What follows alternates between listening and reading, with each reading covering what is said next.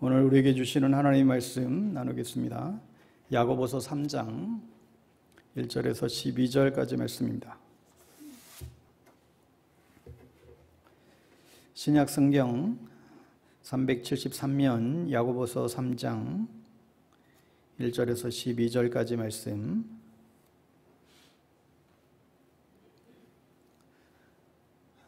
우리 다 찾으셨으면 자리에서 일어나셔서 하나님의 말씀 교독하여 선포하겠습니다. 하나님의 말씀입니다. 내 형제들아, 너희는 선생된 우리가 더 큰 심판을 받을 줄 알고 선생이 많이 되지 말라. 우리가 다 실수가 많으니 만일 말에 실수가 없는 자라면 곧 온전한 사람이라 능히 온몸도 굴레 씌우리라. 우리가 말들의 입에 재갈 물리는 것은 우리에게 순종하게 하려고 그 온몸을 제어하는 것이라.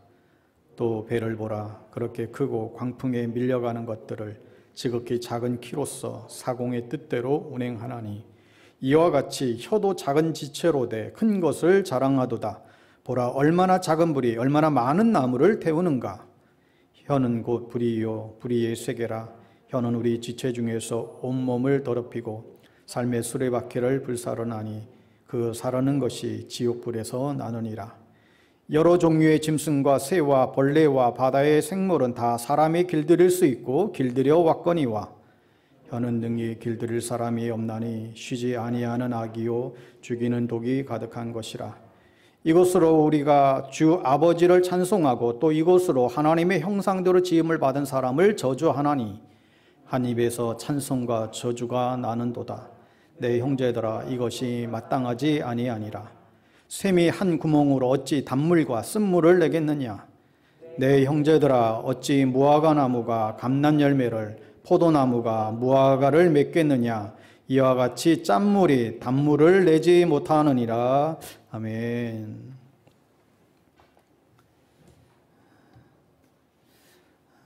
오늘은 말의 거듭남, 상처 넘어서기, 또 상처를 넘어서는 첫걸음이라는 제아의 말씀으로 하나님의 말씀 증거하겠습니다. 여러분, 이런 놀이했던 기억들 있으시지 않으세요? 앞에서부터 귓속말로 뭔가의 단어를 설명하고 전달해서 그리고 최종적으로 나온 말이 그 처음 전달할 말과 일치되는가 하는 게임들을 우리가 과거에들 했을 기억이 있습니다. 많은 경우에 처음에 전달했던 말과 또 최종적으로 나온 말들이 종종 전혀 다른 말들이 전달되는 것을 경험할 때가 있습니다. 사람이 말이라는 게 그렇습니다. 말을 하는 사람과 말을 듣는 사람이 언어를 이해하는 방식이 다른 경우가 있고, 심지어 똑같은 말인데도 그때 그 사람의 상황과 감정에 따라서 다르게 들리고는 합니다. 부부 사이에도 그렇지 않습니까? 내가 언제 그랬어? 방금 그렇게 말했잖아. 그건 그런 뜻이 아니었지. 늘상 우리 가운데 있는 얘기죠. 부부간에도 이런데 설교는 오죽하겠습니까? 같은 설교를 듣고도 다 다르게 이해하는 경우들이 있습니다. 제가 제일 황당할 때가 언젠가 하면 설교자가 전하고자 하는 방향과 정반대로 이해를 하고 은혜를 받았다고 할 때예요. 참 그럴 때는 뭐라고 말해야 될지 참 이제 난감할 때가 있습니다. 애써 받은 은혜 쏟아버릴까 봐 뭐라고 하기도 그렇고. 여러분, 이렇게 언어라고 하는 것은 약점과 한계가 분명한 것 같습니다. 그럼에도 불구하고 설교자의 딜레마가 뭐냐 하면 이 언어, 이 말이라고 하는 방식을 통해서 여전히 하나님의 말씀을 전달하고 또 전해야 한다는 것이죠. 사실 전능하신 하나님에 대해서 우리 인간의 한계된 이 언어로 설명을 하고 또 이야기를 한다는 것이 사실 불가능한 일이죠. 그런데 불가능한 일인데도 설교자는 해야만 합니다. 비단 이런 문제만은 아니죠. 설교자는 자신이 먼저 말한 것에 대해서 심판을 받습니다. 당신은 설교한 대로 살고 있어? 당신은 설교대로 그렇게 말하고 살고 있냐고? 당신은 왜 설교한 대로 살고 있지 않느냐고? 이러한 심판의 소리는 성도들로부터, 회중으로부터 오기 전에 이미 제 자신의 내면에서 수없이 많이 울려 퍼지는 말입니다. 그렇다고 해서 설교자 자신이 살아왔고 또 그렇게 살아가는 것만 설교할 수도 없는 노릇이죠. 설교를 설교자 자신의 삶으로 제한할 수도 없기 때문이고, 회중들에게 궁극적으로 전해야 될 것은 설교자의 삶이 아니라 하나님의 말씀이기 때문에 그렇습니다. 야고보 사도는 이것을 너무나 잘 알고 있었던 것 같아요. 그래서 1절에 너희는 선생된 우리가 더 큰 심판을 받는 줄 알고 선생이 만회되지 말라. 야고보 사도는 선생인 우리가 더 많은 심판을 받게 될 것을 알고 있었습니다.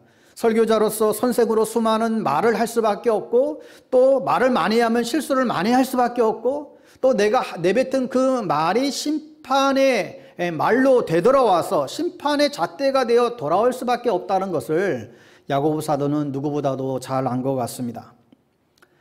아시스의 성 프란치스코가 이런 말을 한 적이 있다고 합니다.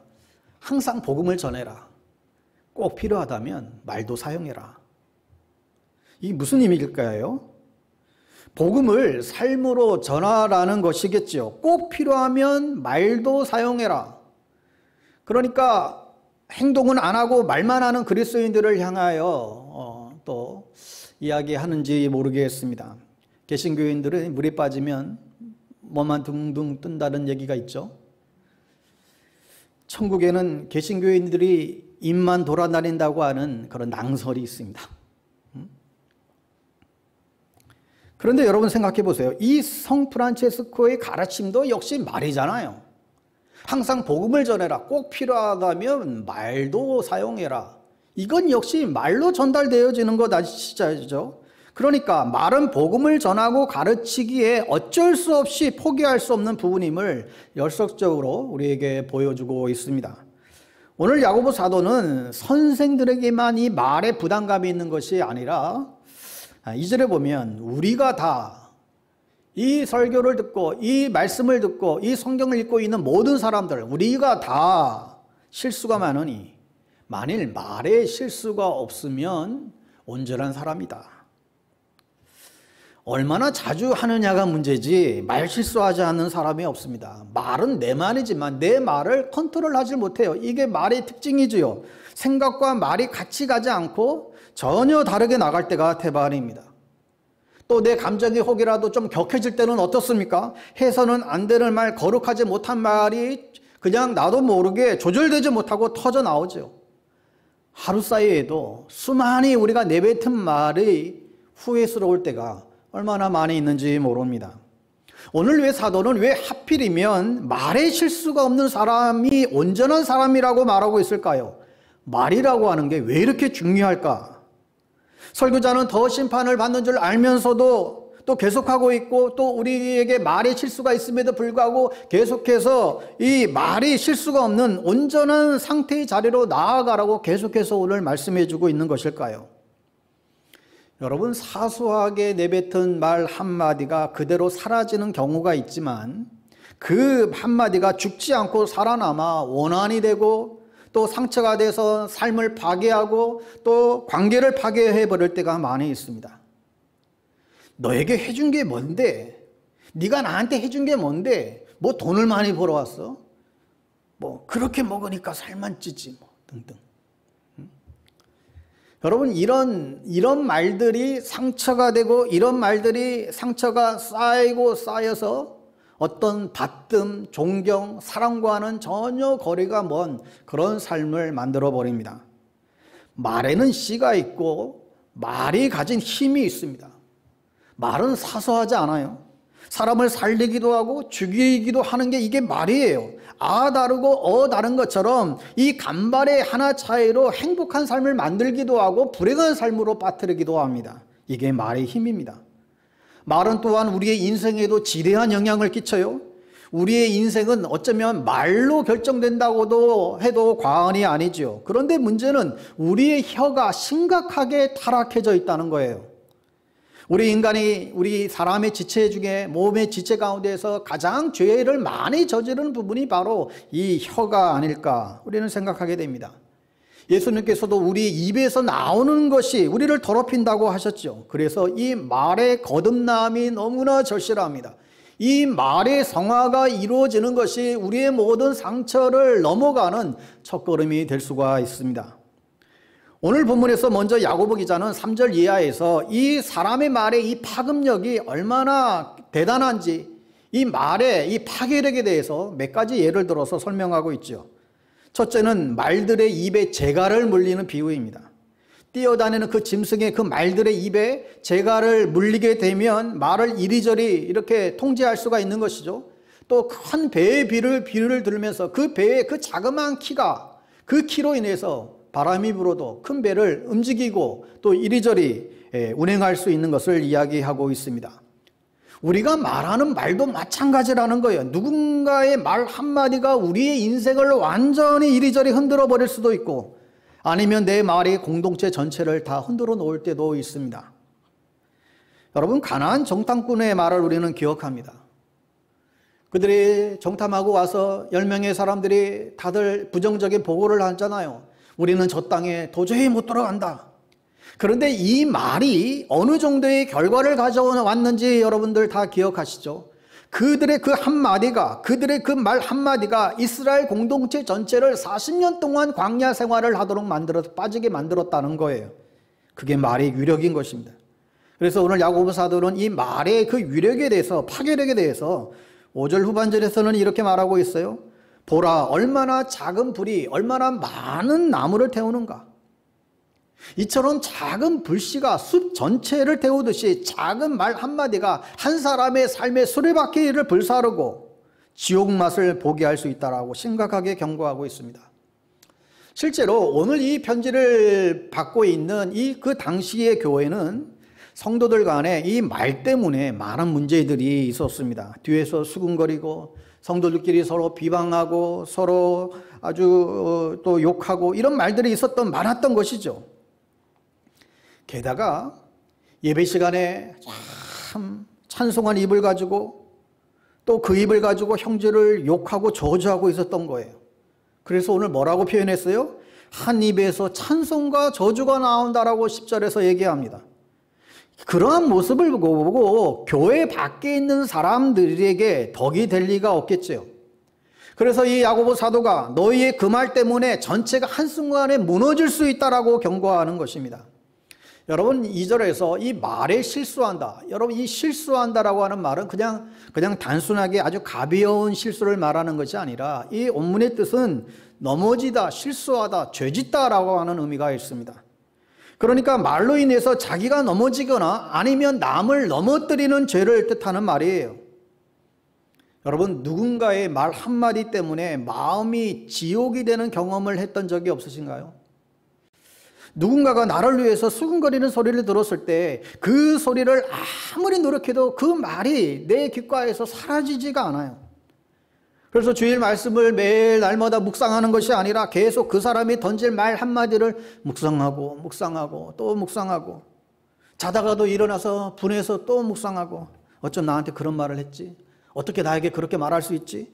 잠이 오지 않는, 여러분, 그런 경우들이 있지 않으십니까? 아니면 내가 내뱉은 말 한마디 그것 때문에 누군가의 관계가 깨지고 공동체가 무너지고, 부부간에도 당신 집 하는 말이야, 그 말 한마디 때문에 순식간에 전쟁이 벌어지고, 그런 일들이 흔히 우리에게 일어나는 일들입니다. 이게 새치혀의 위력이고 파괴력입니다. 그래서 6절은 이렇게 말합니다. 혀는 곧 불이요 불의의 세계라. 혀는 우리의 지체 중에서 온몸을 더럽히고 삶의 수라의 바퀴를 불사르나니 그 사르는 것이 지옥불에서 나느니라. 그러니까 이것은 단순히 말의 문제가 우리의 어떤 말하는 습관, 자기 감정이나 의사 전달의 수단에 그치는 것이 아니라 그 이상의 의미를 담고 있다는 것을 보여주고 있습니다. 인간의 혀가 결국 이 세상의 불의를 나타내는 세상의 축소판이라는 말이에요. 그러니까 말이 단순히 어떤 감정적인 문제나 또 사회적인 문제이기에 앞서서 영적인 문제라는 부분까지도 야고보는 오늘 이야기하고 싶은 것입니다. 혀는 곧 불의요 불의의 세계라. 여기서 불의는, 이 불의의 세계는 혼돈과 무질서의 세계를 말하는 거예요. 그리고 이 불의의 세계가 삶의 수레바퀴를 불사른다고 했습니다. 이 삶이 수레바퀴라고 했을 때에 이 삶은 창세기에서 나타나던 제네시스를 뜻하는 말이에요. 그러니까 여기서 삶이 뭘 말하는가 하면 하나님이 창조하신 세계를 말하는 것입니다. 그런데 이게 수레바퀴로 표현했으니까 하나님의 창조하신 세계가 수레바퀴처럼 아름답게 잘 맞물려서 굴러가는데, 그런데 불의의 세계인 이 혀가 하나님의 창조하신 이 세계를 어떻게 한다고요? 파괴하고 불사른다는 거예요. 여러분, 이게 태초에 에덴 동산에서 있었던 사건이 바로 그것이죠. 여러분, 태초에 하나님이 뭘로 창조했습니까? 말로 창조했죠. 태초에 하나님의 말씀이 계시니라. 하나님의 말씀으로 세상을 창조할 때에 세상이 질서 있게 되었고 아름답게 되었습니다. 그런데 창조 질서가 깨어지는 날 무슨 일이 벌어졌을까요? 에덴 동산에서 제일 첫 번째 타락했을 때 어떤 일이 벌어졌습니까? 아담과 하와를 유혹하는 뱀이 말이 있었습니다. 너 저 선악을 알게 하는 나무를 먹게 되면 너도 하나님처럼 눈이 밝아져서 하나님처럼 될 것이다. 그 거짓말에 속아서 아담과 하와가 선악과를 따먹고 한 말이 뭐예요? 저 여자가 그랬어요. 서로에게 원망하고 비방하는 말들이 터져나옵니다. 심지어 하나님이 지어주신 만들어주신 저 여자 때문에 내가 이 열매를 따먹었노라고 서로 하나님을 비방하는 말들이 일어나게 됩니다. 잘 보세요. 인류가 범죄하면서 가장 먼저 타락한 것은 바로 우리 인간의 언어의 타락입니다. 인간의 타락은 말의 타락이었다는 거예요. 그래서 하나님을 향한 찬송과 또 서로를 향해 사랑의 말을 해야 될 사람들이 우리의 입에 거짓의 말, 분노의 말, 정죄의 말, 험담하는 말, 짜증과 정죄의 말들, 증오의 말들이, 누군가에게 정말 죽이는 말들이, 아무런 의미 없는 그런 헛된 말들이 우리의 입에서 지금 쏟아져 나오고 있는 것이죠. 하여 야고보 사도가 말의 비유에 있어서 이 핵심은 말의 통제력이 인간의 능력에 달려있지 않고 제갈과 키, 즉 그리스도의 의에 달려있다는 것을 말하고 싶었던 거예요. 그리스도의 의로 우리의 인간의 마음이 새롭게 변하지 않는다라고 한다면 인간의 말은 불이나 독처럼 인간의 생명을 죽이는 도구로 전락할 수밖에 없다라는 것을 우리에게 지금 보여주고 있습니다. 결국 인간의 타락한 말의 근원은 인간의 불의한 마음에서 비롯된 것이기 때문에 우리가 단순히 아이고 말 조심해야지, 아이고 말버릇 내가 고쳐야지 이렇게 해서 해결될 문제가 아니라 결국 타락한 말의 거듭남은 마음의 거듭남으로만 가능하고 우리가 날마다 의의 샘물과 불의의 샘물 두 샘물에서 나오는 샘이 아니라 의의 샘, 한 마음의 샘을 통해서 말을 꺼낼 때에 우리의 말은 비로소 통제되고 또 정화될 수 있다는 것을 보여주게 됩니다. 그러니까 우리 안에 수많은 더러움의 말들 또 수많은 그런 그 의와 그 불의의 그 동시에 쏟아져 나오는 말이 아니라 오직 우리 안에서 한 샘, 곧 한 마음의 샘을 통해서만 말을 통해서 나올 때에 비로소 우리는 정결해질 수 있다는 거예요. 여러분, 그럼에도 불구하고 오늘날 많은 교회 안에서도 하늘의 모국어가 아닌 인간의 이런 불의한 말들이 왜 넘쳐나는데 왜 그럴까요? 하나님이 우리에게 영혼에 부어주신 하나님의 말씀의 샘에서 나오는 향기로운 말, 서로 축복하는 그런 말들이 아니라 인간 스스로 더러워진 이 샘에서 쏟아나오는 정죄와 악취나는 말, 비판과 저주의 말을 쏟아내기 때문에 그래요. 여러분, 격려와 축복의 말은 사람을 살려내는 산소와 같고 비판과 저주의 말은 사람을 죽이는 살인 무기와 같은 것인데 성도들 안에서도 격려와 축복의 말보다 비판과 저주의 말들을 쏟아내게 될 때에 교회는 더 이상 교회가 아닌 게 되는 것입니다. 여러분, 그래서 누군가가 말하는 것을 보면 그 사람이 어떤 사람인 것을 알 수 있죠. 그 말 속에 그가 누군가인가 담겨져 있습니다. 그가 거듭난 사람인지 아닌지도 그것을 보면 알 수 있습니다. 한 교회 안에 성도들이 말하는 것을 보면 그 교회가 어떤 교회인지 사실 고스란히 다 드러나게 되죠. 저는 우리 교회 안에 거짓이 아닌 참말이 넘쳐날 수 있기를 간절히 바랍니다. 죽이는 말이 아니라 정말 살리는 말을 하고 천박한 말이 아니라 품격 있는 말이 오고 가는 그런 공동체가 될 수 있게 되기를 간절히 바랍니다. 여러분, 그래서 이런 문화가 이루어지기 위해서는 언어 사용에 있어서 우리가 깊은 관심을 가져야 돼요.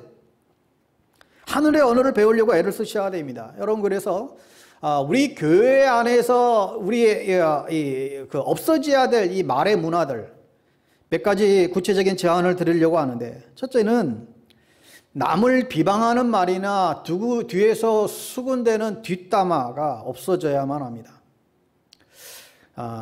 여러분, 누군가가 그런 말을 하잖아요. 그러면 와서 뭔가 막 좋지 않은 얘기를 막 해요. 여러분, 그럴 때 어떻게 여러분 반응을 하십니까? 고개를 끄덕거리십니까? 여러분, 어떻게 반응을 하십니까?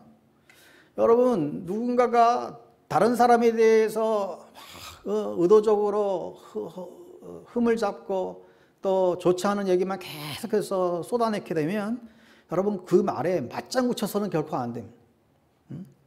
그냥 조용히 침묵이 흐르도록 그냥 놔두세요. 그냥. 거기에 대꾸하지 마셔야 됩니다.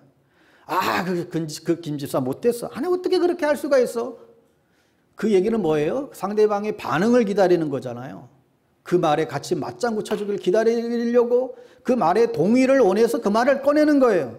그런데 아무런 대꾸를 하지 않고 가만히 있게 되면 아무런 반응을 보이지 말아보세요. 그러면 없어집니다. 더 이상 다른 사람에게 가서 또 같이 또 막 얘기를 했는데 그 사람도 아무런 반응을 보이지 않습니다. 한 두세 번 그렇게 경험하게 되면 더 이상 그 말을 하지 못하게 됩니다. 박수도 쳐야 나오는 것이죠. 자, 두 번째는 교회 안에서 이야기입니다. 여러분, 자식 자랑은 가능한 하지 않는 게 좋습니다. 누가 그럽니다. 세상에 제일 재미없는 이야기가 남이 자식 자랑하는 소리 듣는 거라고. 그 얘기는 반대로 누군가에게는 상처가 될 수 있다는 사실을 기억하셔야 됩니다. 특히나 내 자녀는 어느 대학 갔고 어느 대기업에 취직했고, 여러분 막 자랑하고 싶은 게 있을 수 있죠. 그게 나쁜 게 아니잖아요. 뭐 잘 되고 좋은 거잖아요. 그런데 있다 할지라도 입이 막 근질근질 하셔도 남이 먼저 말하기 전에는 하시면 안 됩니다. 순교하는 마음으로 참으세요. 근질근질해요. 말하고 싶어서. 셋째, 정치 이야기는 정말 조심하셔야 됩니다. 늘 그 자리에 가까이 있는 사람 중에는 자기와는 정반대의 정치적인 의견을 가지고 있는 사람이 있다는 사실을 늘 기억하셔야 됩니다. 식탁의 교제에서 정말 중요한 현실 정치의 이슈가 아니면 크리스찬으로서 정치적인 입장을 어떻게 우리가 건강하게 이 정치에 참여할까, 이런 이야기가 아니면 자기가 선호하는 정당을 고집해서는 결코 안 됩니다. 만일 하실 거면 그리스도인의 관점에서 이 문제를 어떻게 바라볼 수 있는가, 여러분 토론하셨으면 좋겠어요. 그러니까 성경적인 세계관을 가지고 접근하셔야만 합니다. 우리의 기준은 정당이 아니라 이 땅에 하나님의 나라를 세우는 데 있고 하나님의 뜻을 세워가는 데 있기 때문에 그렇습니다. 네 번째는 욕설은 물론이요, 아무리 편한 사람이라도 여러분 많은 사람들이 있는 데에서는 여러분 반말을 사용하는 거 지양하셔야 됩니다.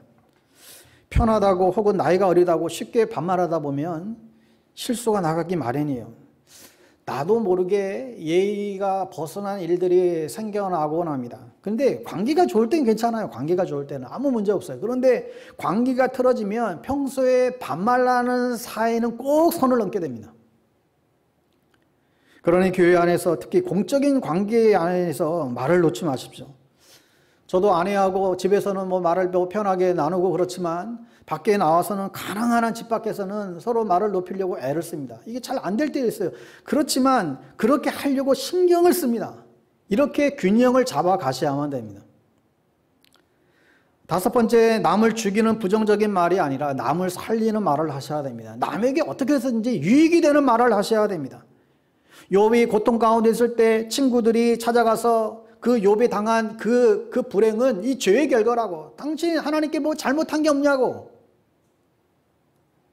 이때 이 친구들 향해서 욥이 뭐라 그래요? 너희들은 나를 위로한다고 하지만 오히려 너희는 하나같이 나를 괴롭힐 뿐이다. 아픔을 겪는 사람의 그 아픔을 덜어줄 생각은 하지 않고 그들의 아픔의 이유를 해석하기에 분주한 사람들의 말은 다 죽은 말들이에요. 옳고 그름을 떠나서 일단 물에 빠진 사람은 건져내야죠. 그걸 지금 뭐 판단하고 왜 너 이렇게 됐느니 지금 그런 말들은 그 사람을 살리는데 아무런 도움이 되지 않습니다. 정죄의 말은 사람을 변화시킬 수 없습니다. 이해와 공감과 애정이 담긴 말이야말로 변화의 기적을 이루는 것이죠. 그런 말이야말로 살아있는 말이라고 할 수가 있습니다. 가늠하다가 잡혀온 그 여인을 보고 주님 뭐라 하셨습니까? 나도 너를 정죄하지 않는다. 주님께 등을 돌리고 주님을 배신하고 다시 옛생활로 돌아갔던 그 제자들을 예수님이 부활하셔서 찾아가셔서 한 말이 뭐예요? 너희들이 어떻게 나를 그렇게 배반할 수 있냐고 야단친 것이 아니라 고기를 굽고 와서 조반을 먹어라. 첫마디가 그래요. 재산을 다 탕진하고 돌아온 둘째 아들을 보고 아버지가 뭐라고 그랬습니까? 아무런 말도 하지 않았어요. 다만 그의 여인 어깨를 부둥켜 안았을 뿐이죠. 아무런 말도 하지 않았지만 그 둘째 아들은 아버지의 그 내면의 말을 충분히 이해했을 것입니다. 지금 여러분의 말은 어떻습니까? 누군가의 가슴에 상처를 입히고 있는 말을 하고 있지는 않습니까? 정죄하고 판단하는 것은 우리 그리스도인들의 말의 언어가 아닙니다. 하나님께서 말씀으로 세상을 창조하신 것처럼 우리의 말이 누군가의 가슴에 새로운 생의 용기를 창조하는 말이 될 수 있게 되기를 바랍니다. 마지막으로 제발 혼자 말을 많이 하지 않도록 주의하시기 바랍니다. 부디 다른 사람도 말할 기회를 주세요. 그래요 하면 들어가려고 하면 말할 틈을 주지 않는 사람이 있어요. 아니 눈치가 없어도 좀 대충 없어야지. 혼자 다 말해버리는 사람이 있습니다. 끼어들 틈이 없어요. 야고보서 1장 19절 말씀을 기억하세요. 너희가 알지니 사람마다 듣기는 속히하고 말하기는 더디하며 성내기도 더디하라. 이 말은 뭐예요? 듣는 것은 속히하고 말하는 것은 참고 참다가 하라는 거예요. 전에 한번 나눴던 말씀인데 선배 목사님 중에 어릴 적에 자기 그 고향교회 그렇게 자주 싸웠다는 거예요. 재직회 때만 되면 찬바람이 쌩쌩거리는데 아이들이 그때 어린 시절 그 아이들의 학생들이 오늘 재직회 때 오늘 어른들이 분명히 싸울 거다 안 싸울 거다 단번에 알았다는 거예요. 그 신호가 뭐냐면 재직회가 진행되다가 그 정적이 흐르는 가운데 누군가가 탁 벌떡 일어서는 이런 말을 한다는 것입니다. 내가 웬만하면 말을 안 하려고 했는데 하고 딱 운을 뗀대요. 그러면 아이들이 오늘 분명히 싸운다. 뭐예요? 내가 웬만해도 말을 안 하면 싸움이 없을 텐데 참지 못해서 싸움이 난다는 거예요. 저는 우리 교회가 이 6가지만 지켜도 교회가 부흥될 줄 믿습니다. 왜요? 이 6가지에 걸려서 시험 들어서 교회를 떠나는 일들이 한국교회 안에 얼마나 많았는지 몰라요. 사실 이것만 지켜도 교회는 시간이 지나면 건강하게 부흥할 수 있습니다. 그런데 여러분 누가 들어도 좋지 않는 말이 있고 말은 좋은 말인데 결과적으로 좋지 않은 말들이 있어요. 예를 들면 이런 거예요. 우리 언제 밥 한번 먹자. 이게 진짜 밥을 먹겠다는 게 아니라 그냥 인사말인 것이죠. 기도할게요. 기도는 안 하면서도 그냥 입에 뱉어요. 좋은 말인데 말하는 사람이나 듣는 사람이나 정말 그럴 것이라고 믿는 것이 아니라 그냥 인사치레로 하는 경우 그 말은 참말이 아니라 빈말이 되어버리게 됩니다. 통신사에서 전화를 했는데 반갑습니다 고객님. 여러분 정말로 반갑습니까? 여러분 통신사 전화 받으면 반가운가요? 전혀 반갑지 않아요. 그냥 인사치레이고 뭐 빈말인 것을 우리가 알기 때문이죠. 야고보 사도는 5장에 가서 아무 것으로도 맹세하지 말라고까지 얘기합니다. 예수님도 이 말씀하시죠. 왜 맹세하지 말라는 거예요? 왜 사람들은 맹세를 안 할까요? 맹세를 안 하면 내 말을 안 믿으니까. 내가 맹세할게. 꼭 믿어줘. 내가 이거 안 하면 내 성을 갈게. 여러분 누군가가 이런 말을 하면 저 사람이 성을 뭘로 갈까? 그거 고민하는 사람 없습니다. 왜요? 뻔한 말을 하니까 빈말인 것이죠. 이런 말을 다 동원해야 내 말을 믿을까 할까 한다면 내 말에 신뢰가 없다라는 거예요. 즉, 그 말의 죗값을 잃어버린 것입니다.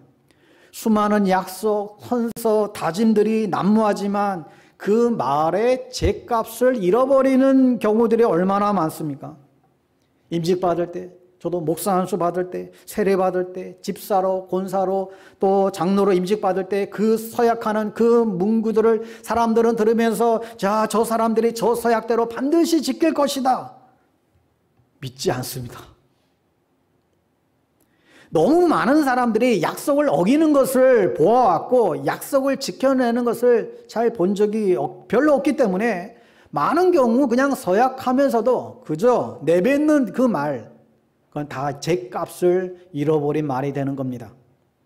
심각한 문제는 뭐냐면 하나님이 어떤 분이신지 말하는 이 말조차도 하나님이 어떤 분이신지 그 알리는 말조차도 너무나 왜곡되거나 아무런 의미 없는 말이 되어가고 있다는 거예요. 교회 안에서 흔히 쓰는 은혜, 사랑, 겸손, 자비, 평화 이런 말들이 너무 흔하게 쓰여지지만 흔한 만큼 쏟아내는 그 말들은 어떠한 변화를 일으키지 못하는 값싼 언어들이 되고 만다는 것이죠.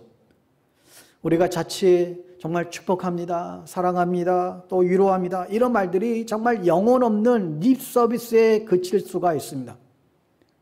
저는 말끝마다 영적 막 굉장히 아주 그냥 신앙이 좋은 것처럼 말하면서 또 뭐 할렐루야를 남발하는 그런 사람들을 개인적으로는 잘 신뢰하지 않습니다.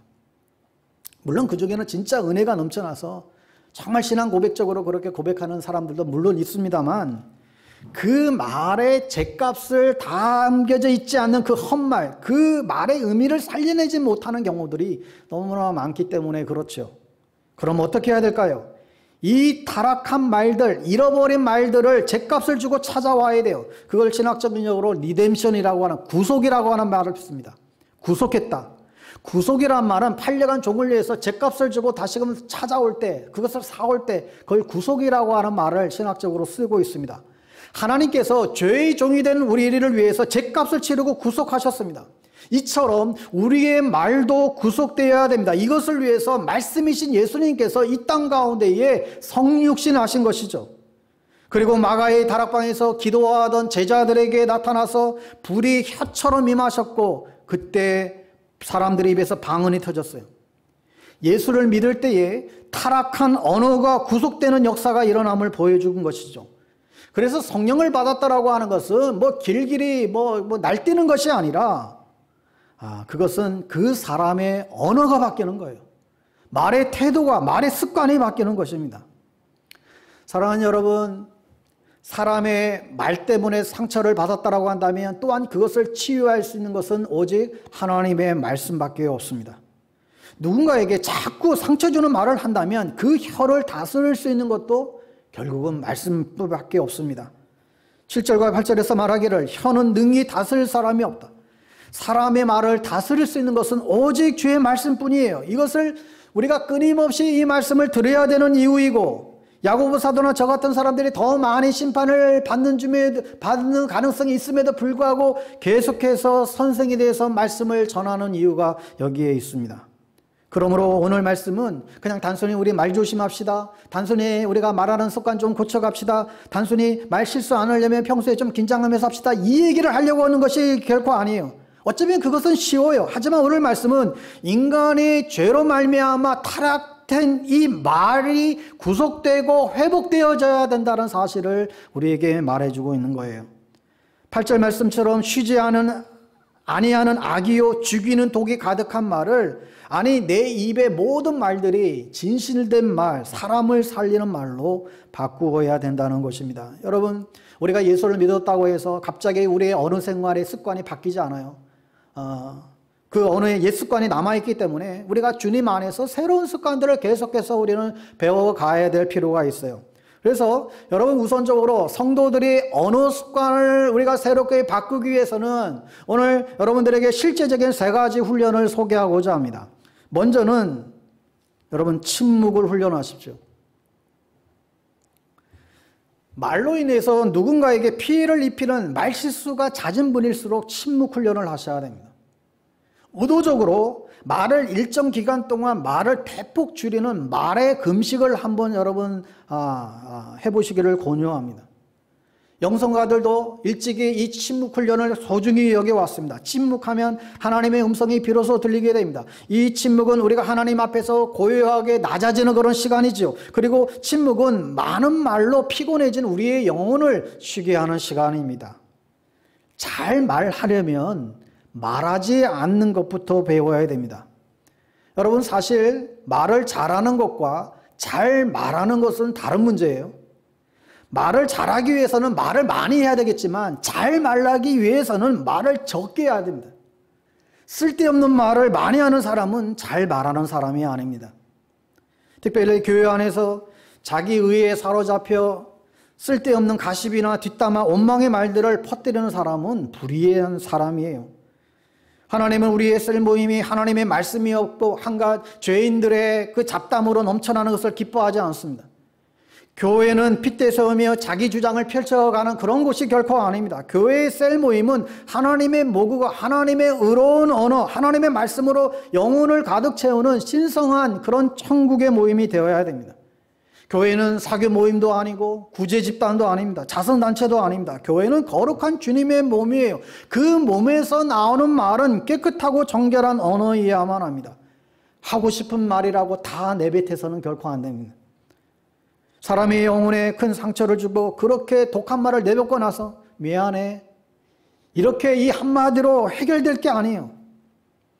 자기의 의견이 다른다 할지라도 서로의 의견을 존중할 수 있는 사람이 하나님과의 바른 관계를 맺고 있는 사람입니다.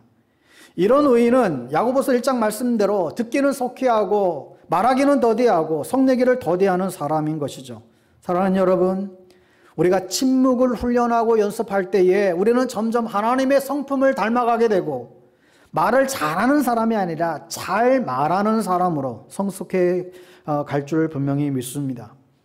두 번째로 여러분, 기도를 훈련하십시오. 기도는 악취나는 내 불의의 옷을 내어 던지고 향기로운 예수 그리스도의 의의 옷을 덧입는 그런 시간이죠. 기도는 우리의 영혼을 청소하는 시간이에요. 구석기서 끼어있던 이 먼지들을 다 털어내고 마음을 거룩하게 비워내는 그런 시간이 기도의 시간인 것이죠. 그 깨끗한 방에, 영혼의 방에 주님을 다시금 모셔드리는 그 시간이 기도의 시간입니다. 기도는 내 욕심과 내 의를 이루는 시간이 아니라 하나님의 뜻과 하나님의 의를 구하는 시간이에요. 기도는 내가 죽고 내 안에 주님이 살아계시게 하는 그런 시간입니다. 기도는 이 땅에 저주받은 언어가 아니라 하늘의 모국어, 즉 하나님의 말씀으로 채우는 그런 시간입니다.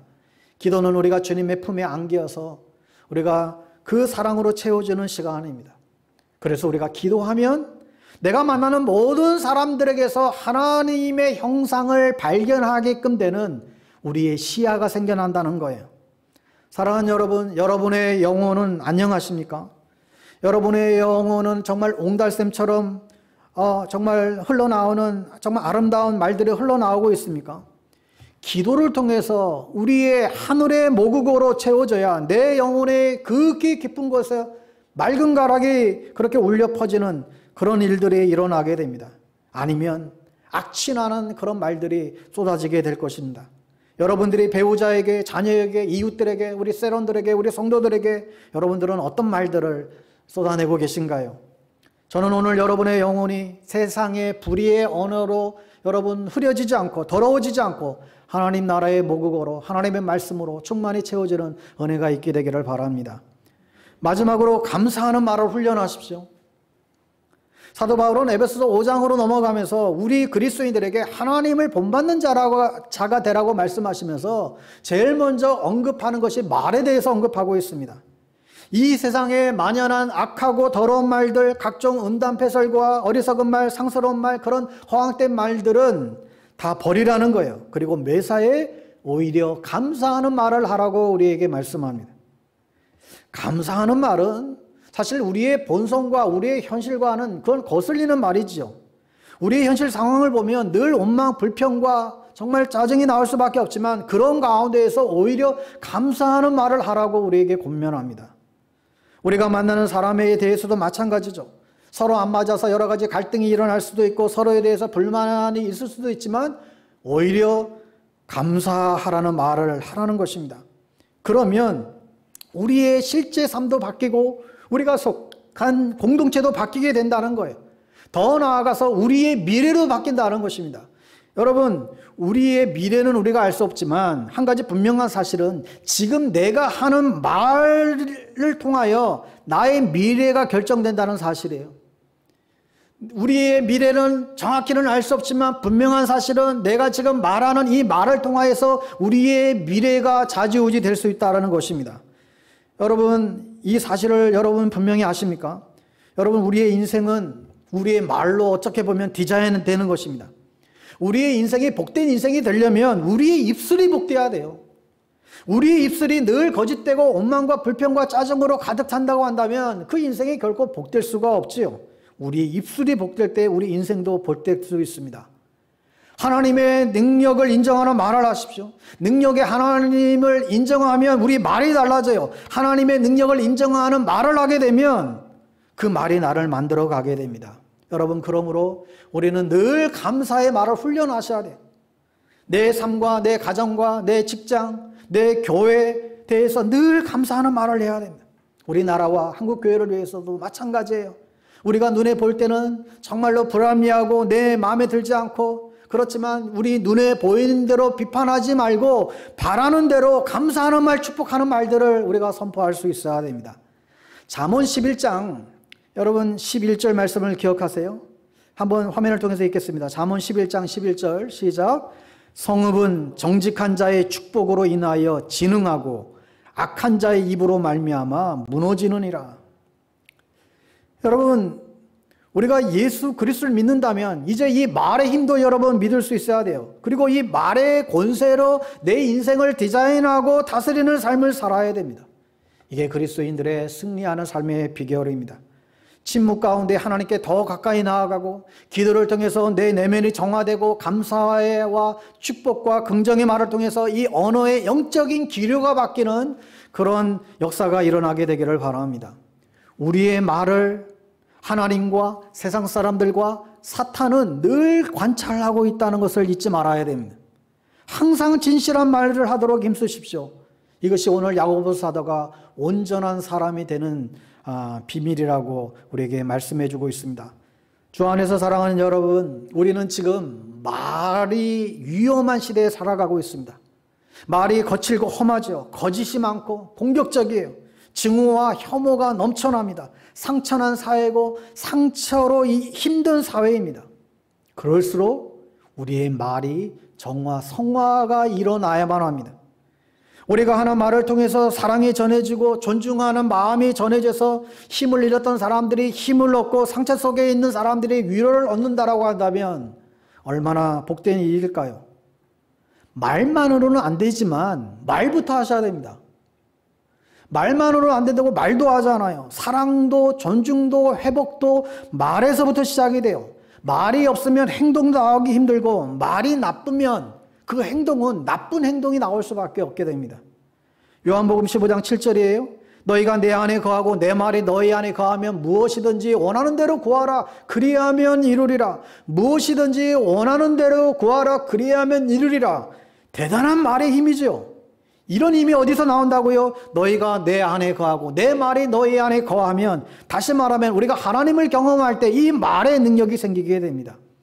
말의 능력과 말의 성화는 주 안에 있을 때, 주님의 말씀이 내 안에 있을 때, 그래서 주님의 통치와 주님의 사랑의 그 주권 안에 우리 안에 있을 때 우리 안에 비로소 정말 그분의 그 힘으로 말미암아 우리의 말이 새로워지고 정화되어지고 사람을 살리고 사람을 치유하는 놀라운 능력의 말들이 우리를 통하여서 드러나고 나타나게 될 것입니다.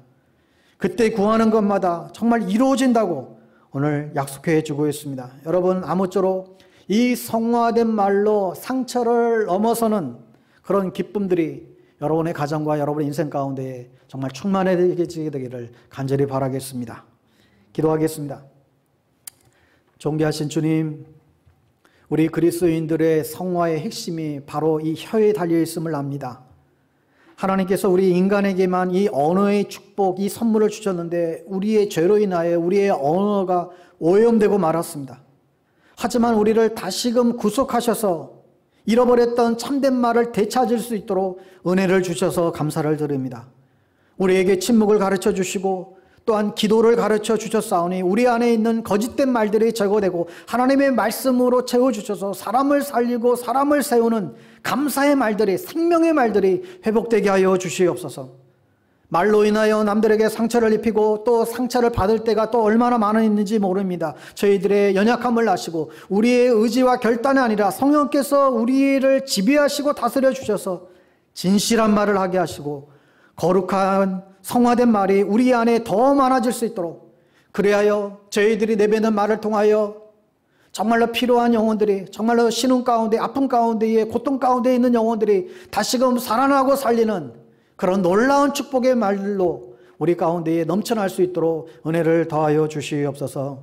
감사드리옵고 예수님의 이름으로 기도드리옵나이다. 아멘.